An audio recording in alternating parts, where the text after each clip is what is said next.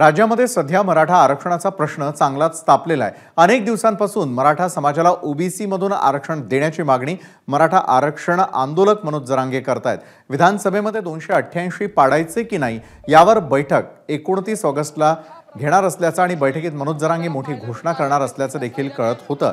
पण याच संदर्भात त्यांनी महत्त्वाचा निर्णय घेतलेला आहे। सरकारने निवडणुका लांबवल्यामुळे आपल्याला 29 ऑगस्टची बैठक पुढे ढकलावी लागेल असं मनोज जरांगे म्हणाले। तसंच निवडणूक लढवण्याविषयी 2 महिन्यामध्ये निर्णय घेणार असल्याचं स्पष्टोक्ती मनोज जरांगेंनी दिली आहे।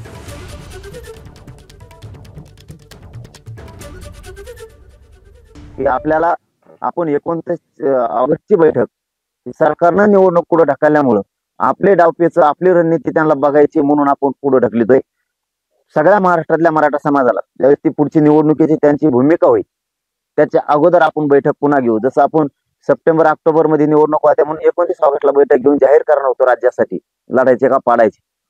हीच भूमिका आपण त्यांच्या आता ज्यावेळेस तारखी ते नंतर डिक्लेअर करते त्याच्या अगोदर घेऊन ठरवू आपण। एबीपी माझा, उघडा डोळे बघा नीट।